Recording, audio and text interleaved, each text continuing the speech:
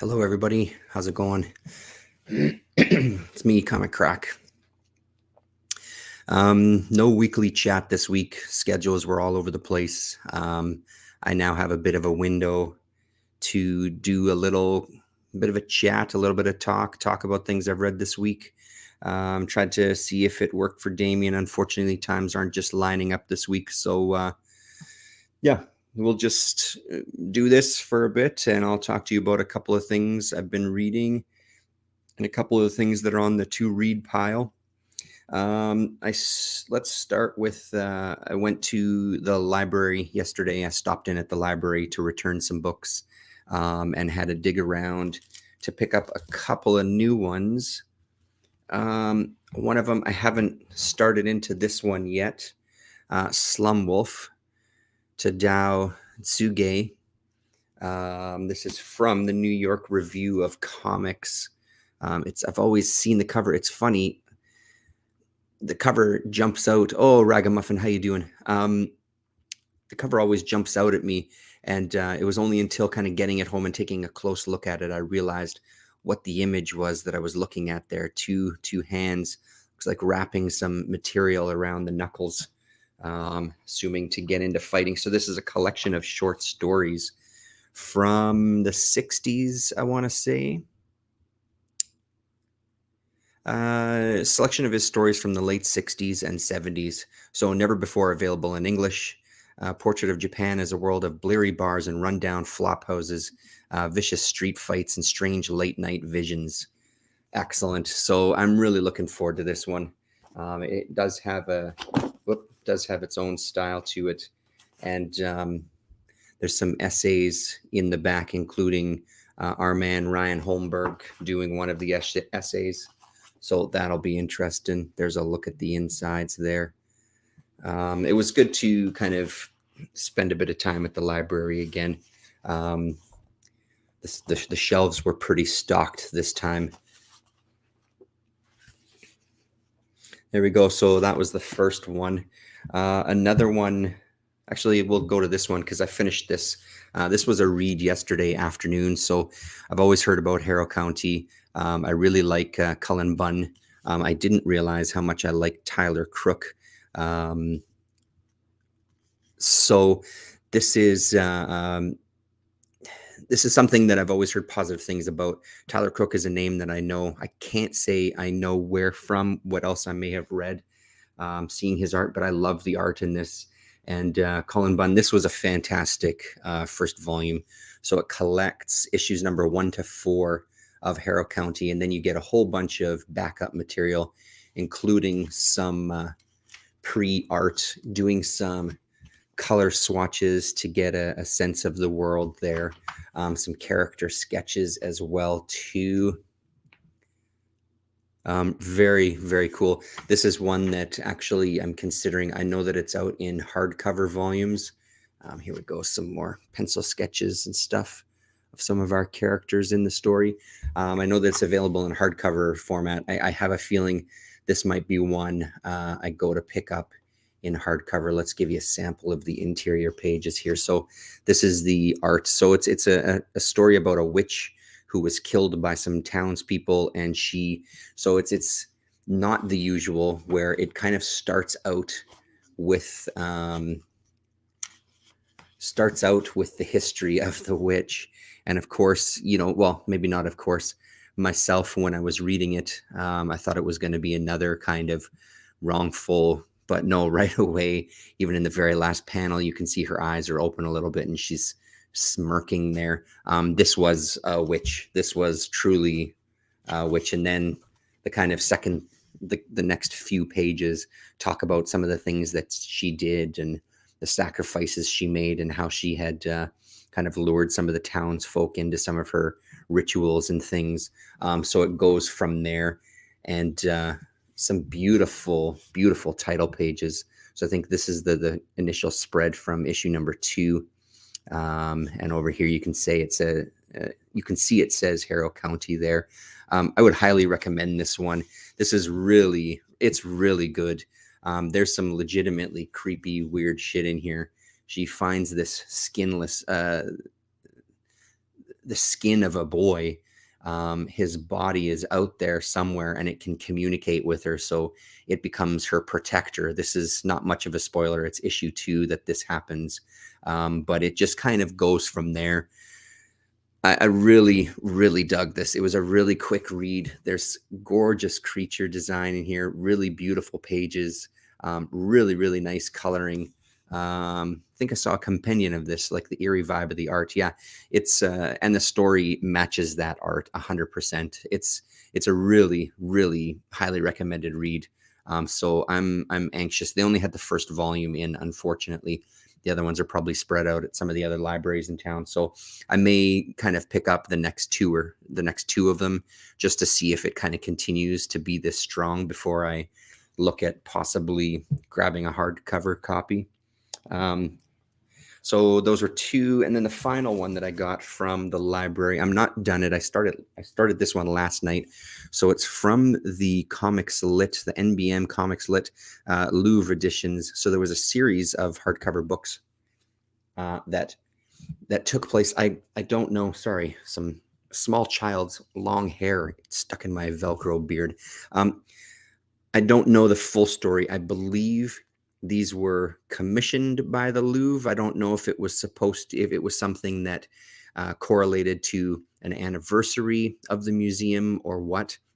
They had, I think, 3 different books from this Comics Lit Louvre edition stuff in the library, and this one looked the most interesting, so I thought I'd give it a try.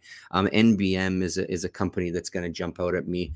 Nicolas de Crissey, boy oh boy, butchering that, but this art looked pretty great. So the idea here is that this is in a very distant future when everything where everything has been destroyed. The planet is completely at a spot where everything as we know it is buried underground. And these are kind of these archaeologists to some degree that are going to uncover kind of what they think is a lost city. And they're just exploring. They have these dogs that with them that kind of look like pigs. Their main kind of dog is called Hulk. Hulk is here on the front. One of the other dogs is called Spider-Man. So they think, yeah, no, the Louvre, it's exactly right. So they think that these gods, Hulk and Spider-Man, were gods from our time. So they discover the museum and they're trying to make sense of things. I guess no written work has remained in their world of what our world and previous to us, what life was like. So they're left to kind of piece together what they think it was. And at first, when they discover a bunch of paintings, they think that we were illiterate, that we couldn't read because all they did was draw these pictures. So they must have communicated visually. They uncover in some of the paintings that there are people reading books, which amazes them. And so it's an odd one because at first the premise I thought it was a pretty good idea. As I was reading, there was parts where it kind of didn't work. But now that I'm down to kind of like the last third of the book, I'm finding it a little more interesting again. So overall, I'm digging this. We'll see how it all pieces together and how it ends. I'm curious. It's an interesting idea. We'll see how he wraps it up here. But again, it's the library, so it's perfect to try to try stuff out there. And there's the back there, just with a brief description. And a lot of the pieces within the museum are sentient. There's never really an explanation. Well, so far, there isn't an explanation.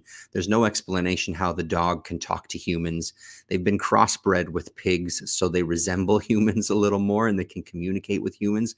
But they don't really talk about how far into the future this is or why they've been created like that. There's no real explanation of why the museum pieces are sentient and can communicate with the dog, with Hulk.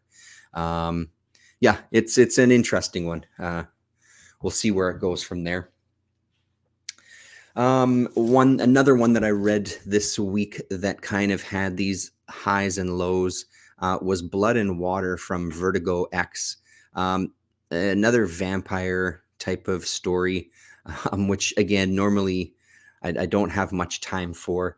But again, this was a Facebook, Winnipeg Comic Addicts Facebook group win here or purchase, so it was dirt cheap, so I thought I'd try it out. The first issue actually was pretty good.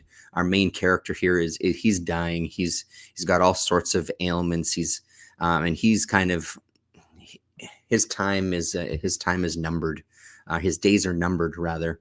So his two main friends who you see in the back, they kind of let him know halfway through this issue here, the first issue, that they are vampires and they can make him, they can turn him so he can become a vampire and live forever. They're close friends with him. The guy is kind of like his brother, is how he describes their relationship.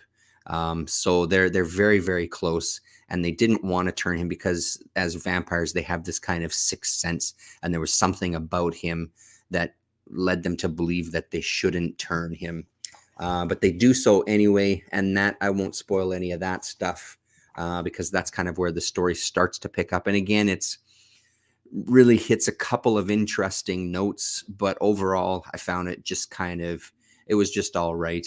There was a couple of cool things that happen, and kind of the build up to kind of like the final boss battle or whatever was very underwhelming. The build up was pretty good, but the actual battle itself was extremely underwhelming, as they kind of hint towards a bunch of things with our main character that I don't personally feel came across in that final issue. But you know me, this is September 2003, so I'm always willing to give Vertigo stuff a shot, especially when it's cheap. This will stay, it'll probably stay in my collection for now anyway. We'll see how it goes. Let's see if there's anything interesting here. They talk, yeah, they just go into the whole mythology, and that's a part of it too, that they kind of have this discussion on whether they should turn him for part of the, at least half of the first issue. That conversation continues, but it's not really, it doesn't feel like the conversation develops or grows. They just keep kind of batting ideas back and forth and just having these kind of inane conversations. And you can see the Shape Art guy is in there. So yeah, it kind of hit a little bit of a dull spot here in issue 2, but there you go. It picked, like I said, it picked up a bit. And there was some interesting kind of evil characters in here that, again, I wish they would have fleshed out a little bit more. They were hinted at in the second issue, I think. And then, you know, like I said, the kind of boss battle just didn't live up to it. Sex, of course, he becomes, you know, his whole, he physically transforms. He has all this energy again. He's fit, he's buff. So he goes out on drinking and banging women, a bit of a spree there. So yeah, wouldn't be Vertigo without sex. So those, and I'm almost done. We'll end on after this one more after this one. I'm now, what am I here?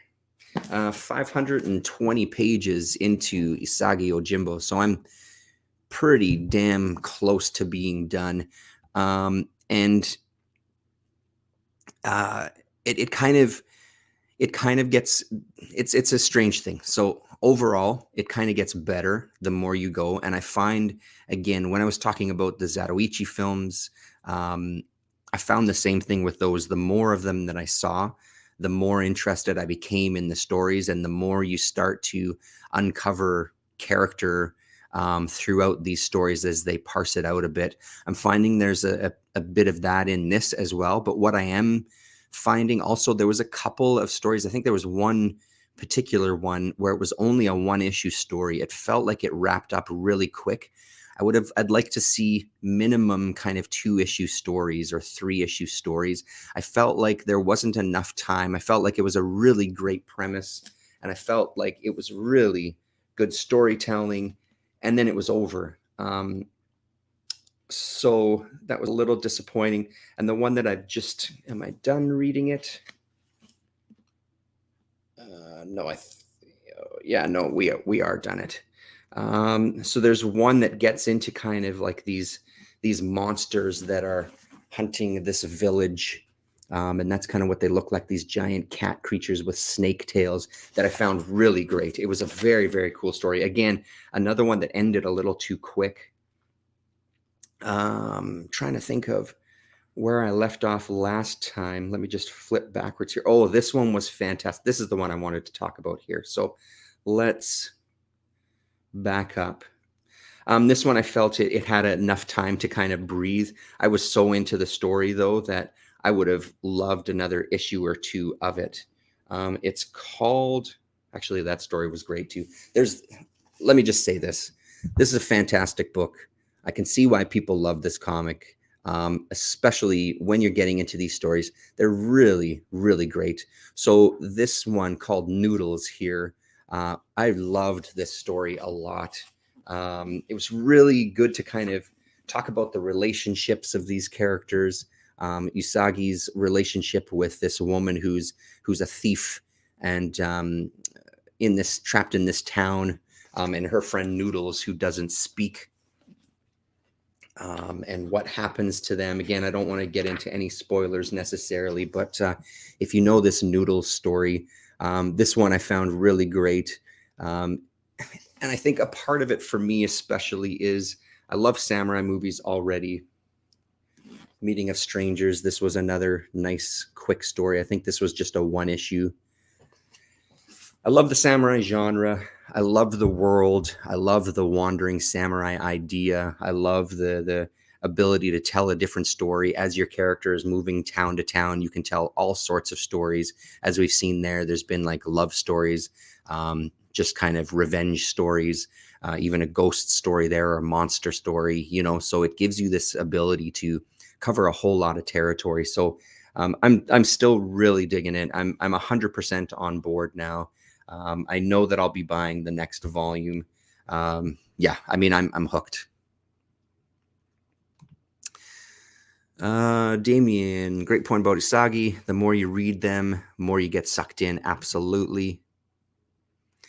The one issue stories in the current series have been good, but mostly 3-issue stories. Kate.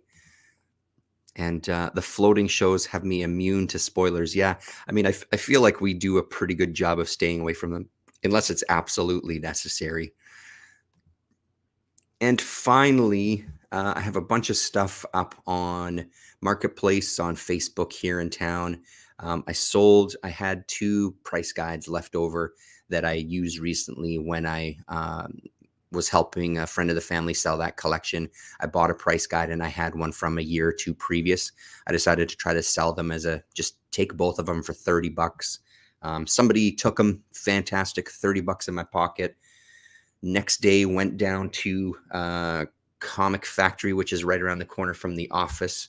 I had eyeballed this the week before, the Jeff Darrow pencils book, Lead Poisoning, and he had a price tag on it of $30, which is great because it's regular price $45.99 Canadian. Don't tell the cops, don't call the feds, but he saw that I had cash and he said $30 even, will be fine. So I got this bad boy for 30 bones. Even the one time, it's even less than the US price of $34.99 US. Yowza. So that was very nice of him. It's like I said, I was eyeballing it the week before. I just couldn't afford it that week. So I'm glad that I made those sales. And man, oh man, I mean, Damien has talked about this before, I believe, on our floating chat. I know that he's talked about it before, though. This is fucking stunning. Like, this is absolutely, which way should I go here? This is stunning stuff. To see the pencils and also the how they recreated it, even on the front and back cover, you can see the smudging of the pencils. There was a few times as I was reading this, I was checking my fingers to see. It really gives you that feeling that you're flipping through his original art, because they don't clean up stuff. They leave everything. So it's, kind of presented artist edition ish, where you can see kind of the lines and everything that he's doing just pre layout. So I think that's great. And there's some legitimately funny shit. And then I was reading this in bed, and my wife kept looking over at the stuff, and eventually I just showed her a couple of drawings, and I said, you gotta check some of this out. She's like, yeah, I've been looking over every once in a while. That's intense. So it's just kind of showing her a couple of passages. There's some stuff though. Stuff like this is great. It does like spaghetti western, and I think the presentation of this is really well done as well. The binding is incredible. I didn't feel like I was struggling to open it. I also didn't feel like I had to be lying down or sitting down rather at a table to have it open in front of me. There's one I wanted to point out just for when you sit and kind of soak up these pages. There's so much like, the fuck is wrong with this guy? There's so much detail in some of this stuff. And I say that jokingly because thank God he's like this.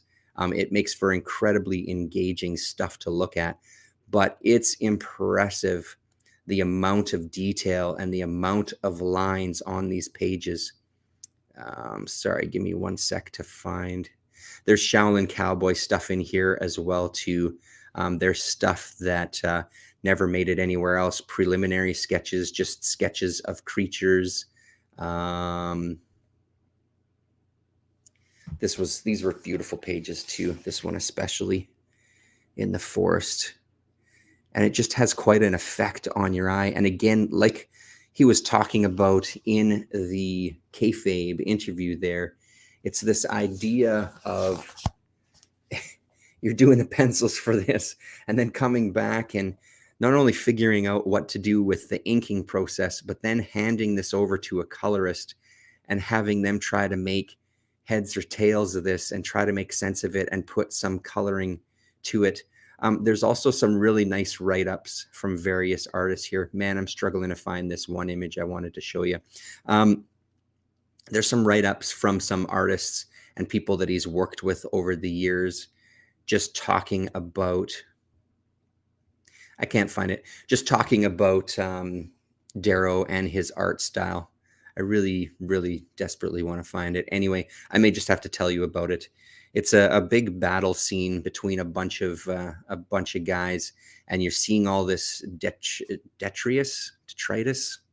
What's the word there? That sounds like a disease.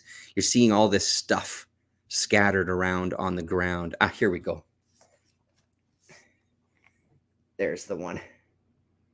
So you can see the carnage, and then when you look closely, Scotch tape. So little kind of silly things like that I thought was great. It becomes almost like a Where's Waldo kind of thing where you're just looking to see what he's put in the pages. But it's a beautiful hardcover. Lee Van Cleef, exactly. It's a beautiful hardcover, and Thomas Milan as well too, for those spaghetti western fans out there. The little details that he puts in and the things that you can discover. Because the next question my wife asks, how long do you spend on a page? I'm like, well, a book like this, I'm spending a long time on a page because there's so much to see. Because her thing, in her kind of way of what the hell did you waste your money on? You're just flipping page to page. It's like, no, you don't understand. You don't understand. This is stuff you need to sit with for a while. You need to kind of zero in on and see what the hell is going on. But I love that he called the book Lead Poisoning, and really fantastic, gorgeous. Yeah, I mean, what can I say? It's Geof Darrow. He's the best. So just to kind of wrap it up, I guess here, just kind of on the movie front, we watched Black Widow last night, and we all loved the shit out of it. It was like having a museum in my hands. Yes. There's a joke in there somewhere, but I'm going to leave it. So we watched Black Widow, and I had heard kind of mixed things about it. We loved it. I think, the story was threadbare, but I mean, whatever. It's a Marvel movie. You're not seeing Shakespeare. But the action scenes were so incredible. And there was some stuff where it looked like a lot of, as opposed to, there was a fair share of kind of CG moments for sure. But there was stuff early on that looked legit, like cars flipping, stunt women being thrown off of buildings and stuff like this, and great fight scenes. It was fantastic. I was really impressed. It feels like they really took it up a level as far as making sure that it was action packed, just as action packed as like, a regular Avengers movie and stuff. So we loved it. There was the usual comic moments and stuff, which whatever. I mean, at this point, it's just a part of the movie. Sometimes it works, sometimes it doesn't. In this one, it sort of didn't at times, but whatever. It was, I could see past that. As opposed to when we saw the Eternals, it felt like there wasn't much chemistry between the cast in that one. And I mean the cast, like the actors themselves, not the characters. It felt like there was some chemistry things not working out for that movie. Whereas this one, it felt for the most part that there was some chemistry there with them on the set and stuff. So that kind of stuff translates for sure. So yeah, I mean, if you've got Disney Plus, I would say check it out. And I guess there was a whole Disney Plus set of announcements with, I don't know, 100 Marvel TV shows, 1,000 Marvel TV shows coming out, a couple of small trailers and sneak peeks of some of them. Moon Knight actually looks fairly interesting. What else did they have? A clip of She-Hulk. They had a clip of Secret Wars, possibly. There's going to be another What If. There's going to be a Spider-Man animated. There's going to be a Marvel Zombies. There's going to be a Hawkeye. The Hawkeye one actually looked pretty interesting. I think that one comes out first in December. That one looked like it might be kind of entertaining. And it seems like a list of others that I'm probably forgetting, but it seems like, the Agatha Harkness spin-off kind of series or whatever. So it seems like they know. It seems like they know that where their audience is now, and they've seen the success of the TV shows, and they've just gone full bore. I know that these things obviously come from a long time. It's not like they just did it a week before, but it's good to see that they're really priming that pump for that stuff. I've never understood this doesn't have any effect because she's dead criticism. Like, don't people watch prequels? Yeah, exactly. And I didn't hear too much of that type of criticism. I heard that people didn't think it kind of lived up to the other Marvel stuff. And to those people, I just say, what the fuck were you watching? Like, it was action packed. There was stuff where me and my wife were like, holy shit, especially when you see some of the stuff that, again, looks to me to be actual stunt women. It's unbelievable, really amazing. So I don't really know. And as far as that, yeah, absolutely. I would agree with that. It's just to kind of filling in those blanks and giving her time in a movie. I think it's a great idea. Why not? Hello, Miss So. Thank you. And then Ragamuff says spicy Eternals review. Nah, no spicy reviews from me. The thing with that one, this is what I'll say about it. Because there was parts of that relationships with the characters, and by that I mean the actors, that didn't necessarily translate for the characters, I wasn't drawn into the story. And as everybody knows, no matter who you are, if you're not drawn into the story, if it doesn't have, if you're not buying into it, all of a sudden you start nitpicking. At least I know that I do. So I was at a point where I was nitpicking. So I think that the stuff that I have to contribute is just, it's not really worth it, because I know that I was nitpicking because I wasn't invested in the story. I don't know the characters. I don't know the comics. I didn't know what to expect, because I heard some people say that, I think people expected a Marvel movie and this isn't it. And it's not your usual kind of action thing. And I get all that. And I didn't come in with any expectations, but I just felt like at its core, the characters were very dry. The actors were very dry. And they just didn't, there was nothing to it. There was some amazing, this is what I'll say on the positive side, there was some amazing CG stuff. And again, I think that's where Marvel and these kind of movies shine, seeing them in the theater. We saw it 3D as well, which also helped because it really brings you in that extra level. Some incredible outer space 3D, and again with this big character, this big creature or big entity rather, that kind of sends the Eternals, and I'm forgetting what they're called now. incredible. This, it seems like they had the scope down of that size, which again just makes me excited for things like I'd love to see a Galactus movie. I'd love to see a movie where Eternity is in it. I'd love to see that kind of stuff. Like, let's get real cosmic and spacey and crazy, and let's like push those special effects to their absolute limits. So it makes me excited for stuff like that. But all of us, the whole family went, and none of us really, even the kids, didn't really have. They were just like, it was okay. And that's kind of what it was. It was okay. I think it's my least favorite Marvel thing so far. Had its moments, but overall, I just wasn't buying in. So I just really started nitpicking, and that just isn't fun. You know what I mean? So there's my spicy Eternals review. Hey man, Salma Hayek. Don't get me started. Angelina Jolie, but Salma Hayek is just a stunning. She's a beautiful woman, even at however old she is, and she in her 60s at this point. She's gorgeous, and she does well. And Angelina Jolie doesn't have many lines, and that was one relationship that really was weird to me. She seemed really, and I know that it's part of the character. I get all that, but because of that, she just seemed really off in it, and she didn't have a ton of dialogue. So it just seemed like she was there to be a name to draw people in. Anyway, yeah, I'm going to stop because, like I said, I don't want to go down this road. It's just my opinion. That's all I got to say. Just my opinion. I'm one man. I am one man. Okay, so that's it. Hopefully next week we're back. I think my schedule is open next week.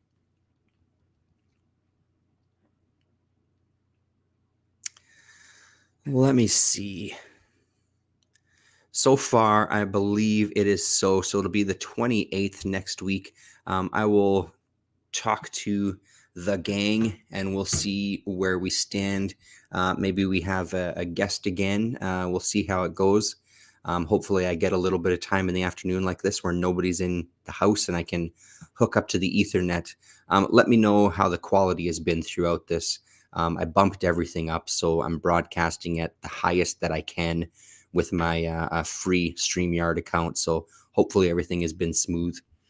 Thanks very much, Ragamuffin. Always good to see you. Miss So, nice to see you. Thanks for stopping in. And of course, Damien, always a pleasure. Thanks for hanging out with me for a bit. And we will see you all next weekend. Okay. Laters.